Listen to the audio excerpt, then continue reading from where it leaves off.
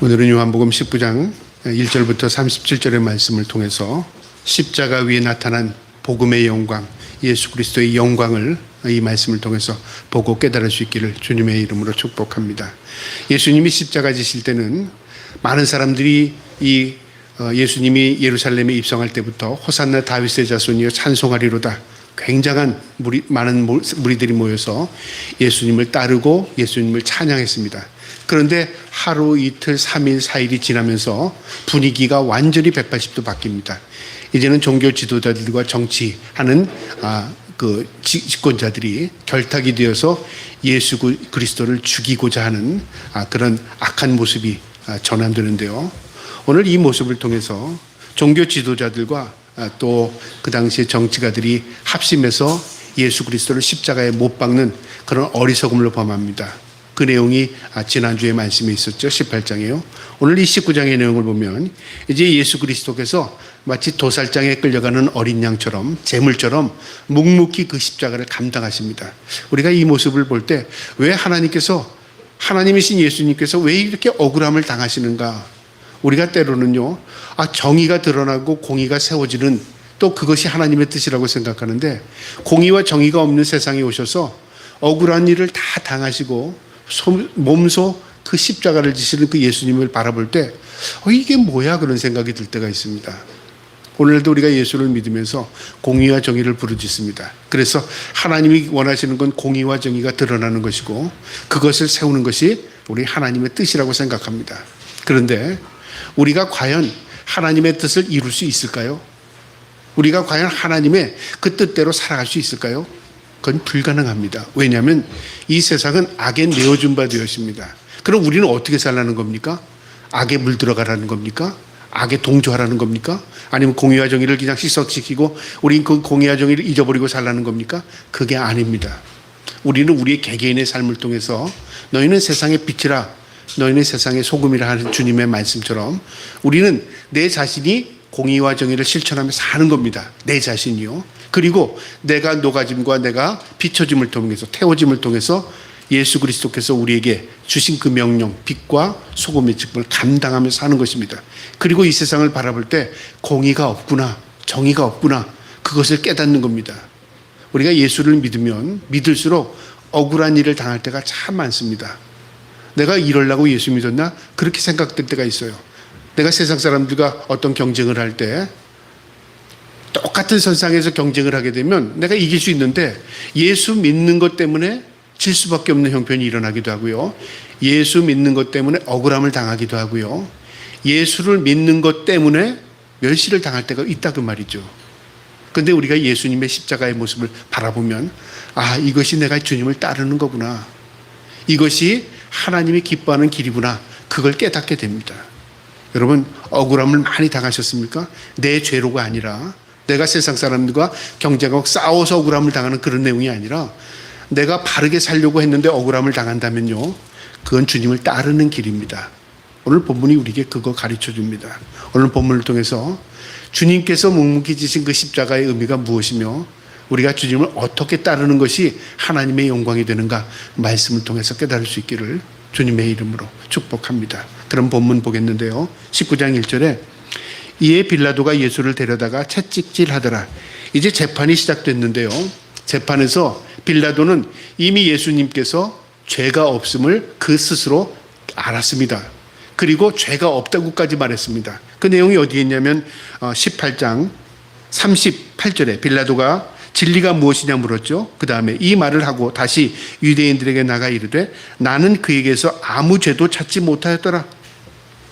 그가 말하는 것은 영적이고 그 영적인 것은 내가 모르겠는데 그가 육체적으로나 어떤 법적에 적용이 돼서 죄를 진 건 없다 그 말이죠. 죄가 없는 거 알았습니다. 그런데 오늘 본문을 보니까 채찍질했답니다. 여러분, 이게 어떤 일입니까? 죄가 없는데 왜 때립니까? 죄가 없는데 왜 채찍질을 했어요? 이건 무엇을 의미하냐면요, 빌라도가 죄가 없는지도 알면서도 그 당시에 종교 지도자들과 그 다음에 기득권 세력들의 입맛에 맞춰주는 겁니다. 자, 내가 너희가 원하는 대로 해주겠다. 그러나 이 사람은 죄가 없다 그 말이죠. 그래서 채찍질을 하는 겁니다. 채찍질을 하면 비참한 모습, 그 다음에 고통스러운 모습을 보고 우리가 너무하는 거 아닌가? 사람의 양심을 일깨우기도 하고요. 또 우리가 괜한 짓을 하는 거 아닌가, 그런 어떤 자기의 양심의 가책이 되기도 합니다. 어떤 의도인지는 우리는 정확하게는 알 수 없지만 빌라도가 죄가 없는 예수님을 채찍질하게 했습니다. 이 채찍질은 오늘날 그냥 때렸다는 의미가 아니라요, 그 당시에 채찍은 끝에 그 채찍이 나무 끝에 가죽을 매달아서 여러 가죽의 가닥가닥에 그 끝에 빼쭉빼쭉한 납덩어리를 달아서 사람의 등을 치면요, 땡기면 사람의 살점이 뚝뚝 떨어지는 그런 채찍이었습니다. 그래서 채찍을 맞다 죽는 경우도 있었고요. 채찍은 일반 사람들이 견디기 어려운 그런 고통의 과정이었습니다. 결정이 된 이후에 채찍을 때리는 것은 그 사람이 죽을 죄를 졌기 때문에 채찍을 맞고 죽는 겁니다. 근데 예수님은 죄가 없는 상태였습니다. 빌라도 법정에서 그 판결자였던 빌라도도 죄가 없다고 말하고 채찍을 했다. 이건 앞뒤가 맞지 않죠? 여러분, 억울하지 않습니까? 왜 이 억울한 일을 우리 주님께서 받으셔야 했죠? 우리를 구원하기 위해서요. 저와 여러분이 구원받는 것은 그냥 예수님이 죽으셨다, 우리가 구원받았다, 그런 의미 이상입니다. 예수님이 우리 때문에 억울함을 당하셨습니다. 그러면 우리가 예수 믿는 사람으로서 예수님 때문에 이 땅에서 억울함을 당하는 것 당연한 거죠. 억울함을 당하는 것 세상 사람들은 몰라줘도요, 하나님은 그 억울함에 대해서 알고 계십니다. 묵묵히 채찍을 맞으십니다. 그 다음에 2절에요. 군인들이 가시나무로 관을 씌워 그의 머리에 씌우고 자색 옷을 입히고 예수님을 모독하는데요, 가시관, 그 빼쭉빼쭉한 그 가시로 관을 만들어서 머리에 뒤집어 씌우니까 사방에서 가시에 찔려서 피를 흘리는 겁니다. 극도로 고통을 갖게 하는 것이죠. 그리고 그 옷을, 자주색 옷을 입혔다는 것은 왕의 표시죠. 그러니까 모독하는 겁니다. 불법적인 재판에서 고초를 당하시고, 그 다음에 고통을 가중시키고, 그 다음에 억울한 상황 가운데서 그 죄도 없는 예수님께서 모욕을 당하시는 겁니다. 여러분, 왜 예수님께서 이런 죽음을 죽으셔야죠? 바로 저와 여러분의 죄를 감당하신 겁니다. 여러분, 죄가 얼마나 우리는 무거우냐에 대해서 그 죄의 경중으로 우리가 무거움을 보잖아요. 근데 의인은 없으니 하나도 없답니다. 인간은 모두 죽을 수밖에 없는 죄인이랍니다. 그 죽을 수밖에 없는 죄의 그 목을 예수님께서 친히 이런 고초로 감당하셨습니다. 3절에 앞에 가서 이르되 유대인의 왕이여 평안할지어다 하며 손으로 때리더라. 이제 유대인이여 왕이여 모독하는 거죠. 예수님을 그렇게 그 자주색 그 가운을 뒤집어 씌우고요, 머리에는 가시 면류관을 씌워놓고 그 다음에 손으로 따귀를 때립니다. 그리고 왕이요, 그리고 비웃는 거죠. 여러분, 고통도 비웃음, 이처럼 모독을 당할 때는요, 그 고통이 가중됩니다. 예수님은 육체적인 고통만이 아니라 정신적으로, 영적으로 피폐할 정도로 고통을 당하셨습니다. 그렇게 고통을 당하시고요, 빌라도가 다시 죄가 없음을 선언합니다. 4절에요. 빌라도가 다시 밖에 나가 말하되 보라, 이 사람을 데리고 너희에게 나오니 이 사람은 그 말이죠, 내가 그에게서 아무 죄도 찾지 못한 것을 너희로 알게 하려 함이로라. 내가 왜 때렸는 줄 알아? 왜 이 사람을 모독을 받는 것을 내가 그대로 놔둔 줄 알아? 너희가 이걸 보고 회개하라 그 말이죠. 너희가 이걸 보고 깨달아라 그 말입니다. 너희가 지금 이 예수 그리스도를 죽이려고 하는 것 죄가 없어, 분명한 선언하는 겁니다. 그럼에도 불구하고 너희가 그걸 깨닫지 못함으로 내가 예수님께 이런 고초를 당하게 한 거다. 자, 어떻게 할래 그 말이죠. 일반 사람 같으면 좀 양심의 가책이 된다면요, 뒷걸음쳐서 나가던가 아니면은 그냥 이걸로 끝내죠 했을 겁니다. 그런데요, 이 종교 지도자들, 그 당시 기득권자들은요 결코 그러지 않았습니다. 이게 무엇이냐면 사탄의 놀이가가 되는 겁니다. 여러분, 권력이라는 게 그렇게 무서운 겁니다. 우리가 어떤 지도자가 된다, 어떤 권력자가 된다, 어떤 권력을 갖게 된다, 이 힘을 놓게 되면요 결국 모든 것이 끝난다고 생각하는 겁니다. 그러니까 끝까지 권력을 잡는 겁니다. 종교도 마찬가지고 정치도 마찬가지입니다. 그러다 보니까 타락하게 되는 것이고, 그러다 보니까 하나님의 뜻을 저버릴 수밖에 없는 겁니다. 이 당시에도 정치적으로, 종교적으로 이렇게 결탁을 해서 예수님을 죽이는데요, 가진 모독을 통해서 예수님을 모욕합니다. 빌라도는 그 법정에서 예수님을 모독하면서도 그는 아무 죄가 없다고 선언합니다. 이게 뭡니까? 앞뒤가 맞지 않잖아요. 죄가 없으면 풀어줘야 됩니다. 근데 풀어주면 밀란이 나고 풀어주기면 자기의 그 자리가 흔들리기 때문에 그렇습니다. 그래서 타협합점을 찾기 위해서 예수님을 고통 주는 겁니다. 5절에요. 이에 예수께서 가시관을 쓰고 자색 옷을 입고 나오니 빌라도가 그들에게 말하되 보라 이 사람이로다 하매 자 봐라 너희가 죽이라고 한 이 사람이 무슨 죄가 있냐 나는 죄가 없다고 본다. 그런데 이 사람이 이렇게 고초를 당하고 있다. 봐라 한번 말할 수 있으면 말해봐라 그 말이죠. 6절에 대제사장들과 아랫사람들이 예수를 보고 소리질러 이르되 십자가에 못 박으소서 십자가에 못 박으소서. 2번 강조하죠. 우리는 죽이는 것밖에 다른 방법 없습니다 그 말이죠. 십자가형을 시키라 그 말이죠. 그러니까 정치적으로 죽여라 그 말입니다. 유대 지도자들은 죽일 수 있는 방법은 오직 한 가지였습니다. 돌로, 그러니까 율법을 어기는 자는 돌로 쳐 죽이는 겁니다. 근데 예수님은 율법을 어긴 적이 없습니다. 근데 자기들은 죽이고 싶은 겁니다. 그러니까 자기적인 종교적인 법으로는 죽일 수 없는 거죠. 그래서 정치적으로 죽여달라 그 말이죠. 근데 정치의 판결을 하는 이 빌라도는 죽일 수 없다 나도 이 사람 죄 없다 그 말이죠.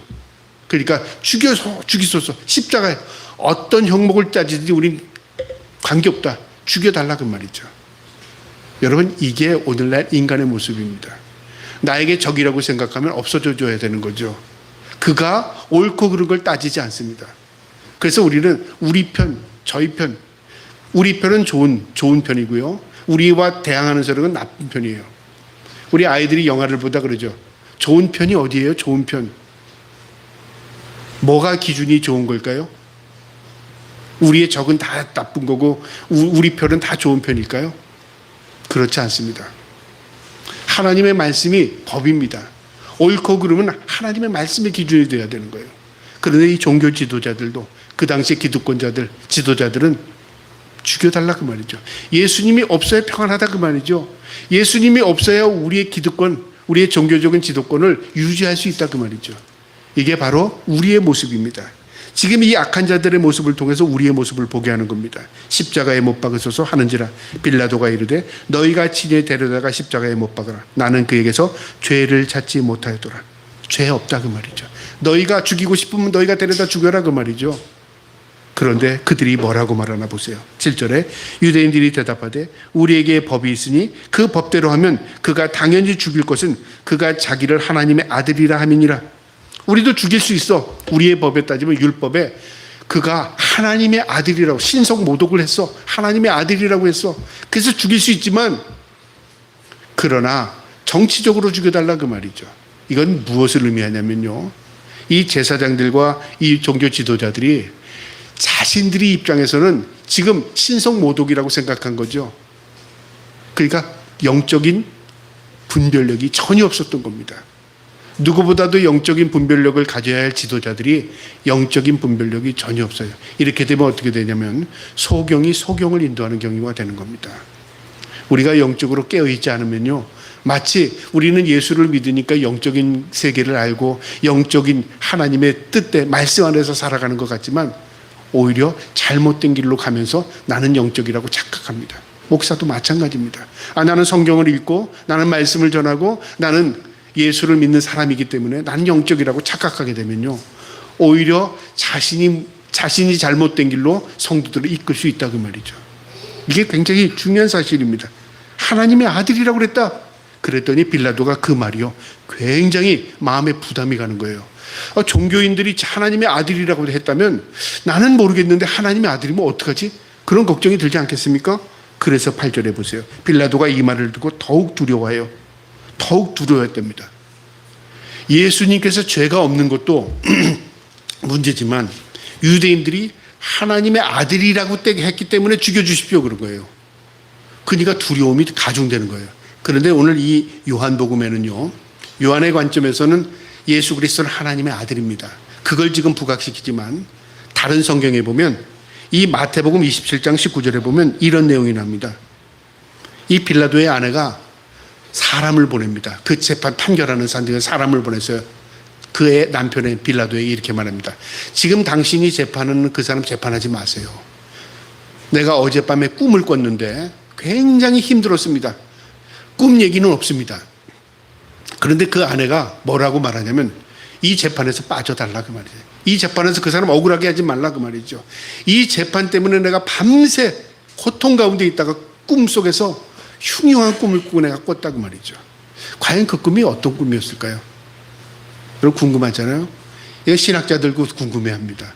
과연 빌라도의 아내가 무슨 꿈을 꿨기에 사람을 보내서 그 재판장에서 지금 재판결하는 그 남편에게 가서 재판 그렇게 하지 말라고까지 얘기했을까요? 우리는 알 수 없습니다. 그런데 추측이 가능합니다.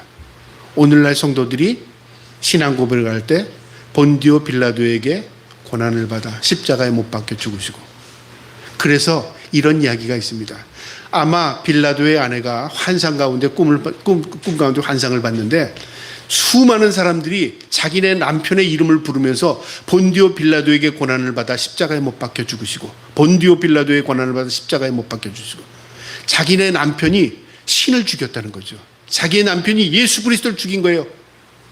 그게 환상 가운데 나온 겁니다. 너무 두렵지 않아요?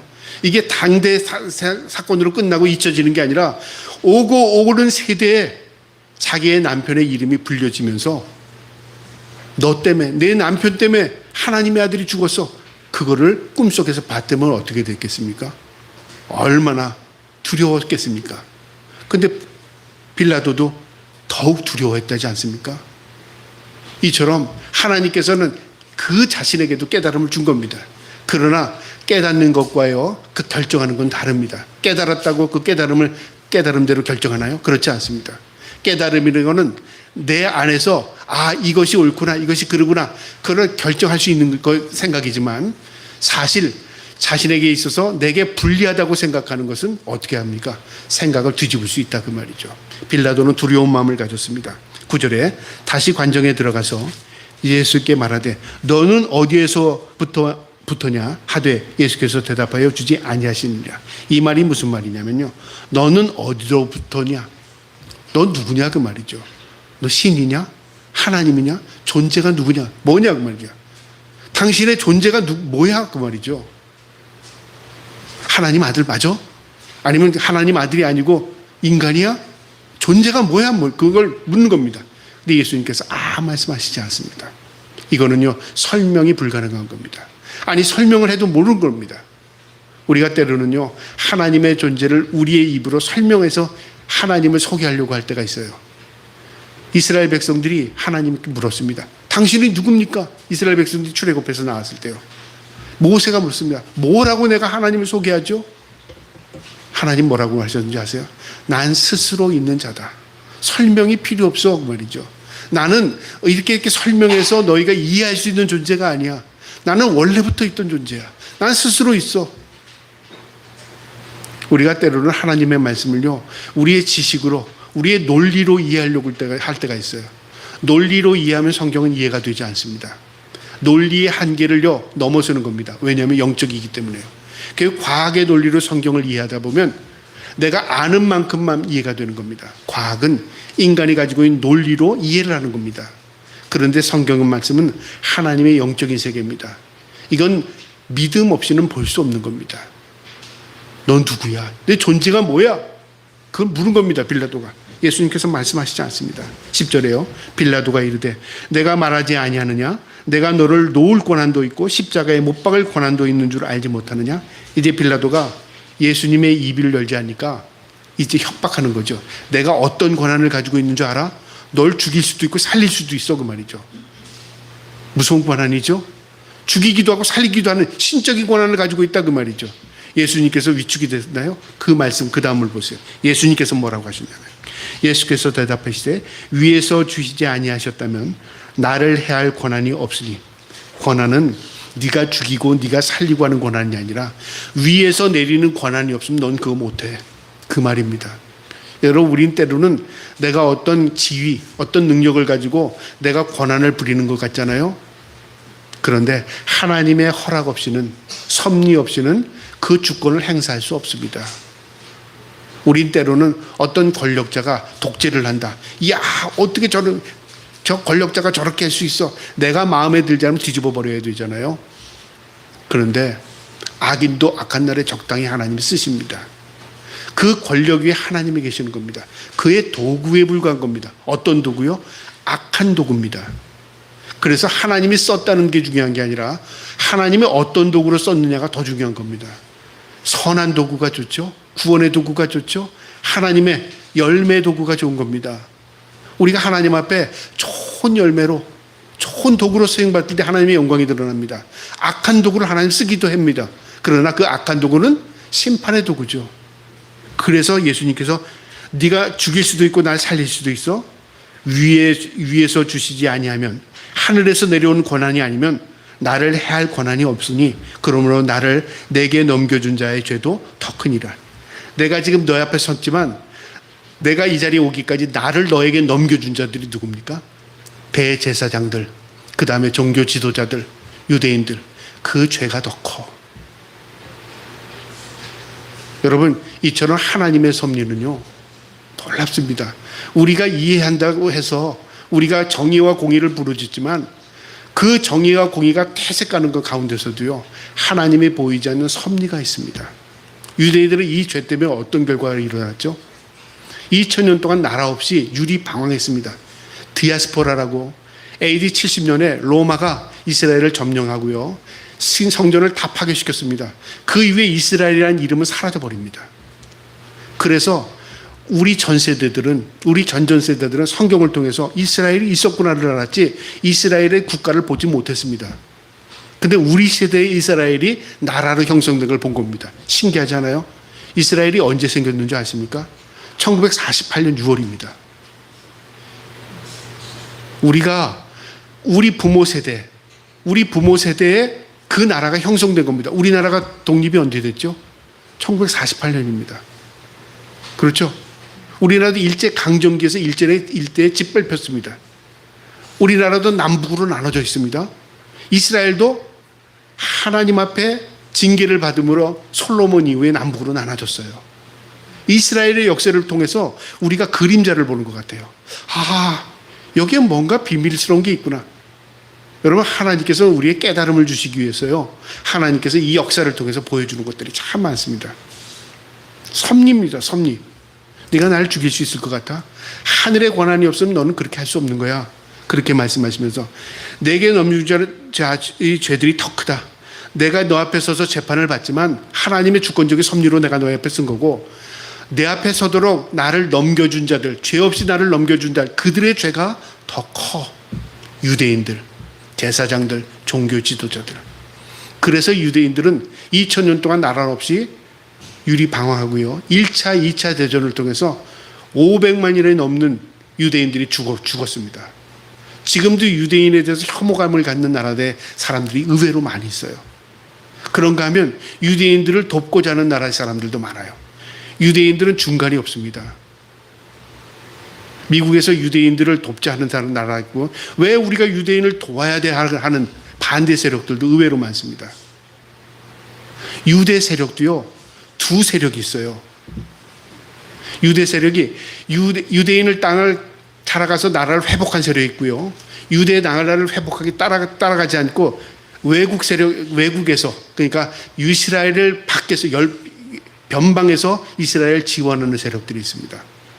물질적으로 지원하고.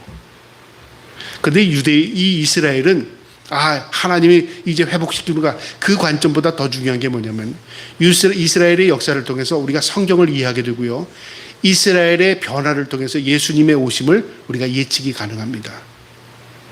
그래서 이스라엘은 성경 속에서 있는 나라가 아니라 우리가 신앙 가운데 이스라엘을 바라볼 필요가 있어요.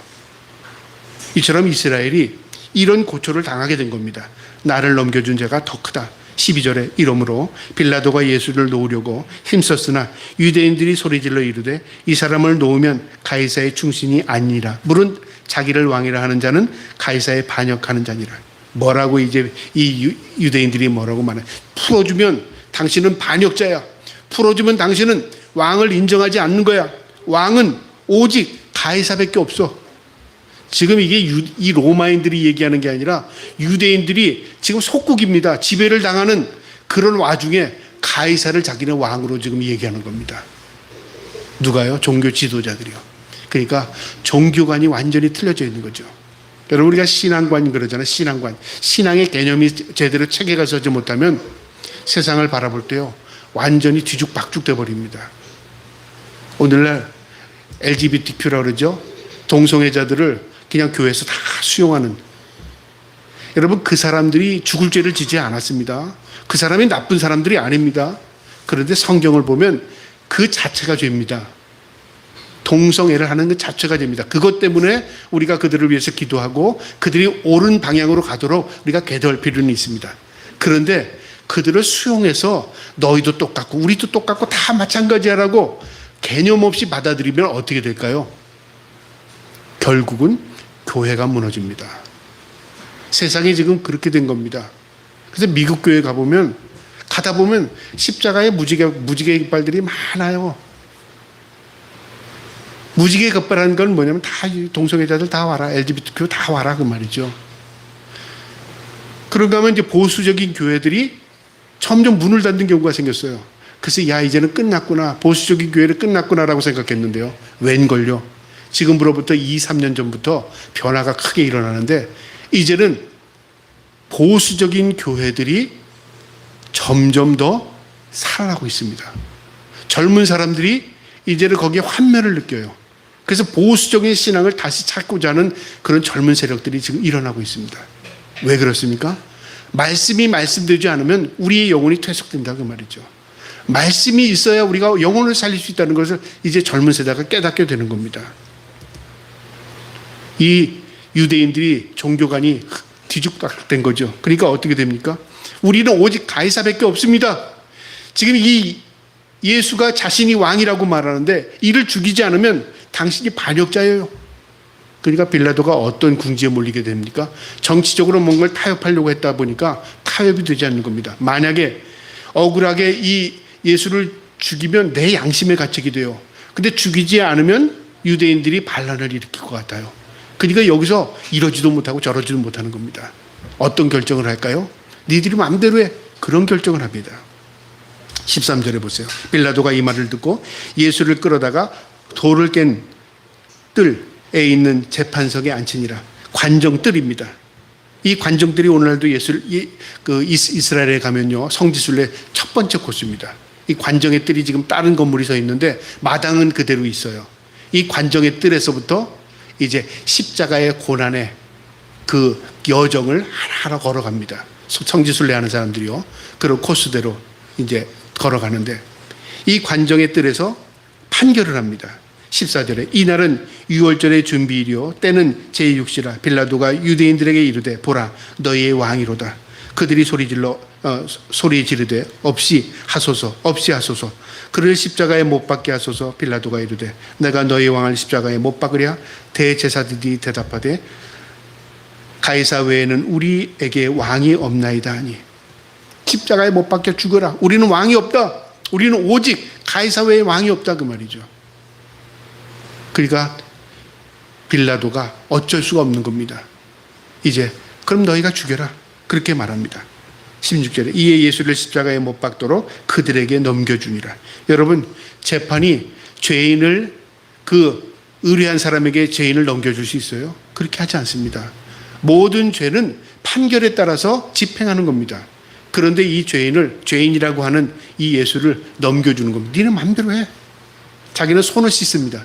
그래서 마태복음이나 누가복음에 보면 너희의 죄는 너희에게 돌리라. 나는 죄 없다. 손을 씻습니다. 빌라도가요. 그러니까 책임을 회피하는 거죠. 그러나 그의 아내가 꾸었던 그 꿈의 환상처럼요, 본디오 빌라도는 그 죄를 회피할 수 없었습니다. 그래서 오고 오는 세대의 신앙 고백을 통해서 본디오 빌라도의 고난을 받아 십자가에 못 박혀 죽였다는 그 말을 오고 오는 성도들의 입에서 계속 반복되는 겁니다. 이처럼 죄는 영원히 지울래야 지울 수가 없는 겁니다. 17절에요. 이들이 예수를 맡음에 예수께서 자기의 십자가를 지고 해골 히브리 말로 골고다이라 하는 곳에 가시니, 여기 보면 십자가를 지고라고 말하지 않고 자기의 십자가를 지었답니다. 여러분, 예수님은 이미 십자가를 질 것을 이미 이 땅에 오실 때부터 말씀해 주었습니다. 그 십자가는 어떤 십자가였죠? 흉악한 십자가였습니다. 이 유대인들에게나 로마인들에게는. 그런데 예수님이 지신 십자가는 영광의 십자가였습니다. 예수님이 지신 자기의 십자가는 구원의 십자가였습니다. 예수님이 지신 그 십자가는 대속의 죽음의 십자가였습니다. 십자가의 의미가 완전히 다릅니다. 그래서 예수님이 지신 그 십자가, 그 이후부터는 그 십자가 부활을 상징하게 됩니다. 그리고 그 십자가를 우리에게도 지어주셨습니다. 나를 따라오려고 하거든 내 십자가를 지고 나를 따르라. 여러분, 이게 굉장히 우리가요, 이 일반적인 사고는 이해할 수 없는 말씀이지만요, 영적으로 보면 생명의 길이 어떤 길인가를 우리에게 가르쳐 줍니다. 나도 이 십자가 지고 간다. 너희를 구원하기 위해서 영광의 십자가, 대속의 죽음의 십자가, 구원의 십자가 진다. 너희들도 나를 따르려면 각자의 십자가 지고 나를 따르라. 그렇게 말씀하신 겁니다. 18절에요. 그들이 거기서 예수를 십자가에 못 박을세 다른 두 사람도 그와 함께 좌우편에 못 박으니 예수는 가운데 있더라. 이제 사형 집행이 거행되는데 예수님과 함께 두 사람도 함께 사형의 집행이 됩니다. 한 사람은 오른쪽에, 한 사람은 왼쪽에. 자, 그런데 모든 사람들이 볼 때는, 일반적으로 볼 때, 다 죄인이구나. 우리는 보통 어떤 형을 바라볼 때, 거기에 묻혀있으니까 다 같은 무리로구나, 다 같구나, 그렇게 생각하죠. 그런데 완전히 다릅니다. 가운데 계신 예수님은 구원의 십자가를 지신 구원 주셨고요. 양쪽에 있는 강도들은 자기 죄 때문에 죽는 겁니다. 여기서 오늘 성경에 말씀하지 않았지만 누가복음엔 이런 대화가 있습니다. 한쪽에 있는 이 강도가 이렇게 말합니다. 네가 구원자 메시아라면 너도 구원하고 우리도 구원해봐라. 모독을 합니다. 고통 가운데 예수님께 그렇게 말하는 겁니다. 네가 구원자고 네가 메시아면 우리도 살리고 너도 살아봐, 그런 거죠. 그때 한쪽에 있는 강도가 뭐라고 말하냐면 입을 막습니다.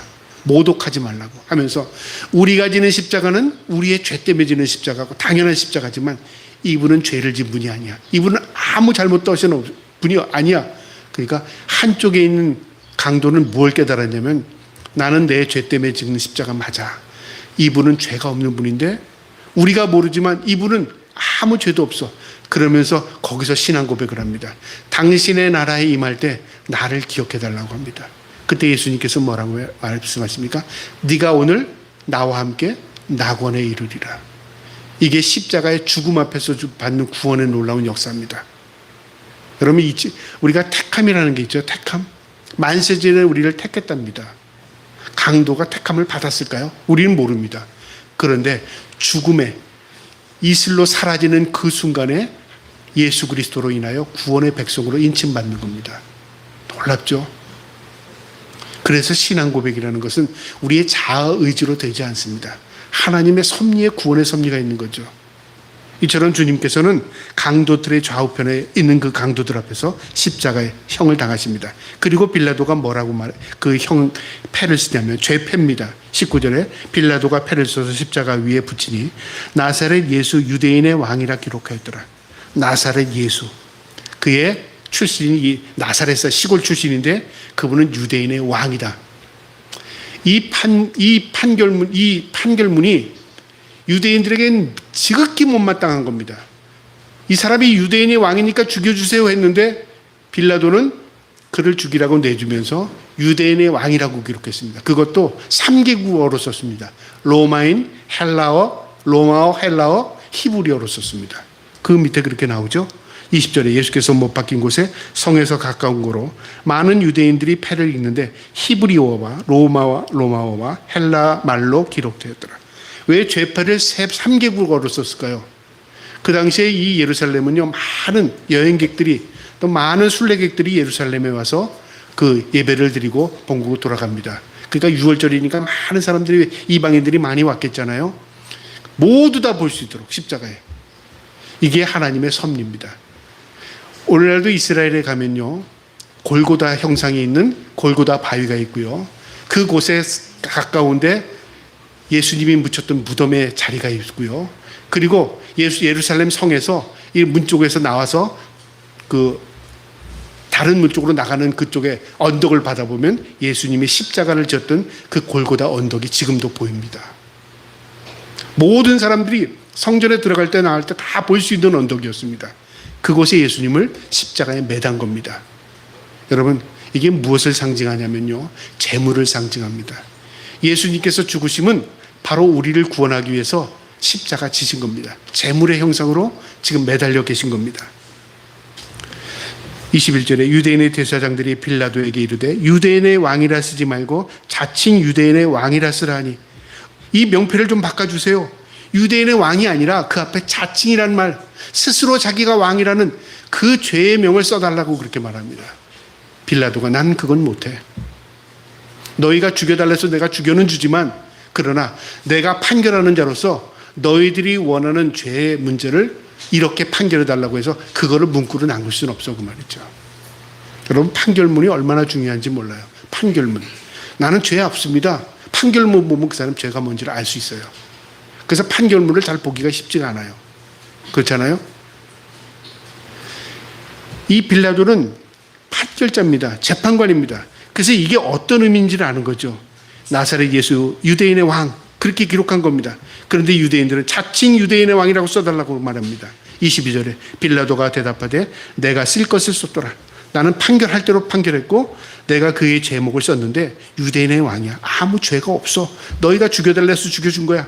책임을 전가했지만 빌라도도 그 죄를 전가할 수 있는 것이 아니었다고 말이죠. 그는 올바로 공의와 정의를 실천해야 될 재판관이었으나 그도 역시 그 시대의 타협을 통해서 결국은 죄인으로 남게 되는 겁니다. 23절에 군인들이 예수를 십자가에 못 박고 그의 옷을 취하여 네 깃에 나눠 각각 한 깃씩 얻고 속옷도 취하니 이 속옷을 호지 아니하고 위에서부터 통으로 짠 것이라. 예수님이 입으신 옷을 다 벗깁니다. 그리고 군병들이 그 옷을 다 제비 뽑아 나눕니다. 이것은 무엇을 의미하냐면요, 그 당시에 옷은 여러 가지 가치가 있었던 것 같아요. 그래서 군병들이 그냥 죄인들 건 나누는 것은 일반 상식이었습니다. 24절에 군인들이 서로 말하되 이것을 찢지 말고 누가 얻나 제비 뽑자 하니 이는 성경에 그들이 내 옷을 나누고 내 옷을 제비 뽑았나이다 한 것을 응하게 하려 함이로라. 군인들은 이런 일을 하고, 이 사건이 군인들은 그저 그것을 얻기 위한 하나의 제스처였지만 이것은 이미 성경의 예언을 성취하는 글이었다고 말이죠. 성경대로 무엇을 의미합니까? 성경은 1.1획도 땅에 떨어짐 없이 반드시 성취되는 하나님의 말씀입니다. 예언은 이미 그 일이 일어나기 500년 전에 예언해, 히스기야 선지자를 통해서 예언했고 이사야 선지자를 통해서 예언했고 많은 성경의 예언자들을 통해서 예언한 내용입니다. 예수님은 이 땅에 이렇게 오셔서 이렇게 고초를 당하시고 이렇게 죽으실 것이다. 그래서 이사야서 53장을 보면 예수님이 그 죽으심이 너무너무 놀라운 거예요. 어떻게 예수님이, 하나님의 아들이신 예수님이 이런 초라한 모습으로 오셨지? 흠모할 게 하나도 없네. 너무 초라한 모습이네. 왜 이렇게 죽으셔야 돼? 그 다음에 그분이 어린 양인 걸 아무도 모르는 거예요. 그분이 구원 주는 걸 아무도 모르는 거예요. 그분이 고초를 당하는데 너무 큰 고초를 당하시는 거예요. 이미 선지자를 통해서 다 예언한 말씀입니다. 성경을 이루기 위해서 하셨답니다. 25절에 예수의 십자가 곁에는 그의 어머니와 이모와 글로바의 아내 마리아와 막달라 마리아가 있는지라. 여인들만이 그 자리에 남아있고 모든 제자들은 다 도망갔고 한 제자가 그곳에 있었습니다. 누구였죠? 다 도망갔는데 제자 한 사람이 그걸 바라보고 있었어요. 요한입니다. 이 요한복음을 기록했던 요한만이 그 자리에 지키고 있었어요. 왜냐하면 그의 어머니도 그곳에 있었기 때문에. 요한과 예수님은 사촌간이었습니다. 그의 어머니 마리아와 그의 이 요셉의 어머니는 서로 형제였습니다. 이모가 바로 사도 요한의 야고보의 어머니입니다. 살로메. 그러니까 나중에 예수님께서 그 죽으시는 십자가에서 그 여인들을 바라보는 겁니다. 자신의 어머니, 자신의 이모, 자신을 따르던 막달라 마리아, 이렇게 내려다보는 겁니다. 그리고 그 옆에 서 있던 요한에게 부탁을 합니다. 내 어머니니까 내가 좀 모셔달라. 그렇게 부탁을 하죠. 26절에 예수께서 자기의 어머니와 사랑하는 자 제자가 곁에 서 있는 것을 보시고, 바로 사도 요한입니다. 자기 어머니에 말씀하시되 여자여 보소서 아들이니이다 하시고, 마리아에게 보소서 아들입니다. 내 대신 아들 역할을 해줄 사람이 바로 옆에 있습니다. 요한에게 부탁하는 겁니다. 27절에 또 그 제자에게 이르되 보라 내 어머니라 하신데 그때부터 그 제자가 자기 집에 모시니라. 그때부터 예수님이 십자가 죽은 이후부터요. 이제 예수님의 말씀하심으로 요한이 마리아를 모십니다. 언제까지 모셨을까요? 죽을 때까지. 그를 마리아를 모시고 어디로 갔냐면 터키, 오늘날 튀르키예죠. 에페소를 갑니다. 저는 그곳에 가봤습니다. 그리고 그 언덕길을 한참 에페소에서 산길로 한참 올라가면 마리아와 요한이 살던 집이 나옵니다. 그 요한이 살던 마리아가 마지막까지 살던 그 집이 지금 캐톨릭에서는 성지가 되어 있습니다. 교황이 와서 거기서 예배를 드리고 그리고 많은 순례객들이 그곳에 갔습니다. 저는 그곳에 가지 않았습니다. 그냥 에페소만 들렸다 그곳에 보고 내려왔지만 많은 사람들이 거기 성지로 방문합니다. 이 성경의 말씀대로 요한은 끝까지 하나님의 말씀을 지켰습니다. 그리고 그는 유배당했고 그리고 다시 돌아와서 에페소에서 그는 생을 마감합니다. 이처럼 내 아들이니 내 어머니를 부탁한다. 요한이 그 말씀을 받고 마리아를 이제 모십니다. 28절에 그 후에 예수께서 모든 일이 이미 이루어지신 줄 알고 성경을 응하게 하려 하사 이르시되 내가 목마르다 하니 거기 신포도주가 가득히 담긴 그릇이 있는지라 사람들이 신포도주를 적신 해면을 우슬초에 메어 예수의 입에 대니 예수께서 신포도주를 마신 후에 이르시되 다 이루었다 하시고 머리를 숙이니 영혼이 떠나가니라. 고통 가운데 목이 마르죠. 물과 피를 쏟으시니까. 그러니까 목이 마르다 하니까 해면에 묻힌 포도주를 신포도주를 마취됩니다. 입에 댔더니 예수님께서 그걸 보시고 거부하시고 다 이루었다고 세상을 떠나셨습니다. 자, 그런데 여기 다 이루었다는 의미가요. 이게 놀라운 말입니다. 우리는 다 이루었다, 이제 끝났다 그 말이죠. 그게 아닙니다. 이제 모든 값을 치루었다. 이제 내 사역을 완성했다. 이제 나는 승리했다. 이제 나는 모든 것을 완성했다는 뜻입니다. 예수님의 십자가의 죽음은 완성입니다. 예수님의 십자가의 죽음은 구원의 놀라운 능력입니다. 예수님의 십자가의 죽음은 이제 우리의 모든 죄의 값을 치른 겁니다. 그래서 이 다 이루었다는 이 헬라어가 원어의 뜻이 뭐냐면요. 내가 100% 값을 치루었다는 뜻입니다. 상거래할 때 당신 지난번에 물건 가져갔죠? 아직 남은 거 있습니다. 이걸로 모든 값을 다 치룰게요. 값을 치르는 겁니다. 그런 의미를 가지고 있습니다. 31절에 이날은 준비일이라 유대인은 그 안식일이 큰 날이므로 그 안식일에 시체를 십자가에 두지 아니하려 하여 빌라도에게 그의 다리를 꺾고 시체를 치워달라니 이제 그들은 예수님 죽으니까 모든 것이 끝났다고 생각하고 이제 우리가 유월절을 지키자, 명절을 지키자, 하나님께서 우리를 구원한 것을 기뻐하는 이 유월절 우리가 잔치를 벌리자 그 말이죠. 근데 시체가 매달려 있으면 분위기 안 난다 그 말이죠. 그러니까 시체를 좀 걷어주세요. 그렇게 또 부탁을 한 겁니다. 그래서 빌라도가 이제 병정들을 통해서 그 시체를 거두라고 합니다. 그 병정들은 살아있는 자를 죽여야 되잖아요. 그러니까 강도들의 발을 꺾습니다. 그냥 십자가상에서 다 죽입니다. 예수님도 죽이려고 봤더니 이미 숨이 다 끊어진 상태입니다. 그래서 창으로 예수님의 옆구리를 찌르는 겁니다.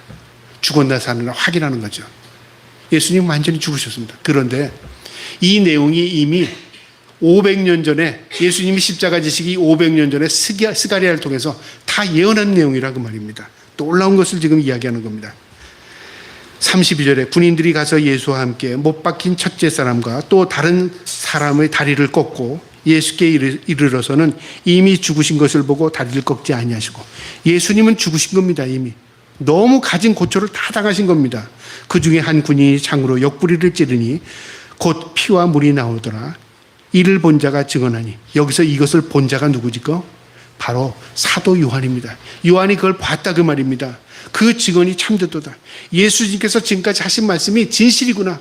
예수님이 하신 말씀이 그대로 이루어졌구나. 성경의 말씀은 1.1에 또 땅에 떨어짐 없이 반드시 이루어지는구나. 그걸 안 겁니다.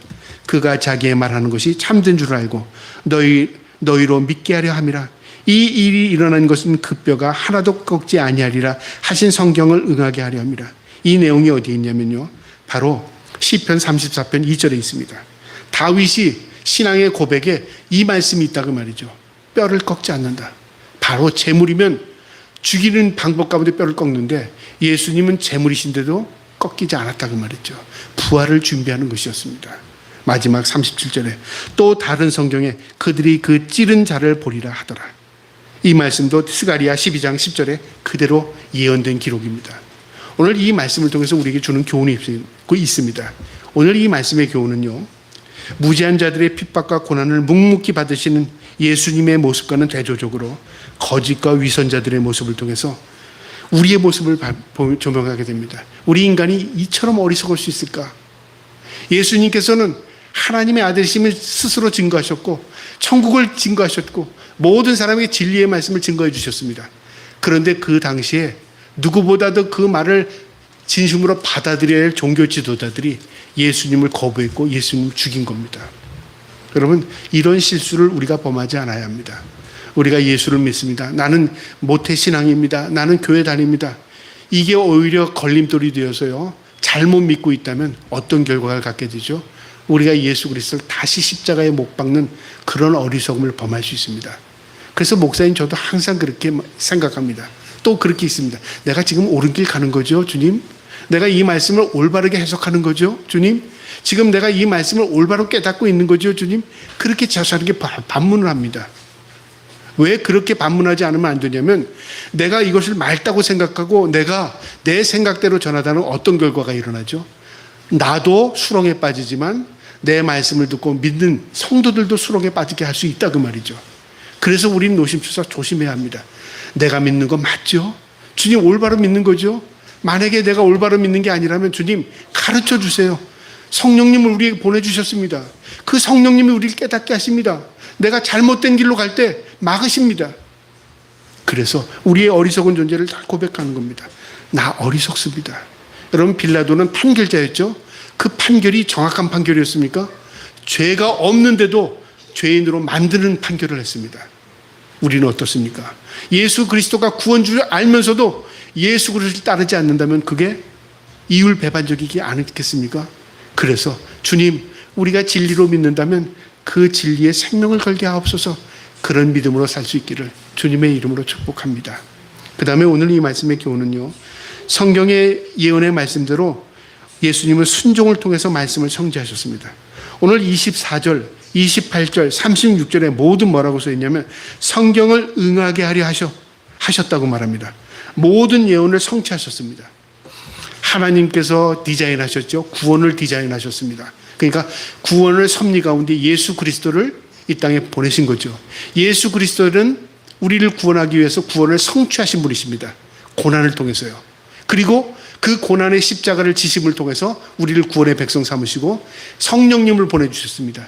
이제 우리 홀로 있지 않게 하시고 성령님이 우리와 늘 함께 하시면서 우리에게 깨달음 주시고 우리의 길을 인도하십니다. 성경의 예언은 1.1획도 땅에 떨어짐 없이 성취되었고 성취되어 가고 있고요. 앞으로 성취될 것입니다. 이것을 믿는 것이 그리스도인들입니다. 마지막으로 오늘 이 말씀의 교훈은 십자가의 죽으심으로 구원 사역을 이루신 겁니다. 다 이루었다고 말씀하십니다. 이 다 이루었다가 텔레레스타이입니다. 헬라어로 텔레레스타이. 100% 치렀다 그 말이죠. 다 갚았어 그 말입니다. 이제 더 이상 갚을 거 없어. 완성했다 그 말입니다. 여러분, 저와 여러분이 이 땅에 와서 모든 값을 치른 게 아닙니다. 이미 우리가 이 땅에 태어나기 전에 주님께서 우리를 위해 값을 치러 놓으셨습니다. 그리고 우리는 그걸 통해서 참된 자유를 누리고 사는 것입니다. 믿음은 그 믿음을 통해서 100% 하나님의 은혜로 구원받는 겁니다. 우리가 무엇을 해서, 우리가 무슨 노력을 통해서, 우리가 뭘 잘 알아서 구원받는 거 아닙니다. 전적인 하나님의 은혜의 100% 구원입니다. 그럼 우리는 어떻게 살아야 되죠? 그 은혜를 고백하며 믿음 안에서 하나님 감사하며 사는 겁니다. 이것이 하나님의 은혜를 누리는 사람들의 모습입니다. 오늘 이 다 이루었다는 것은 죄에서 우리를 해방했다는 선언이고요. 승리의 선언이고 우리가 은혜로 의롭게 되었다는 선언입니다.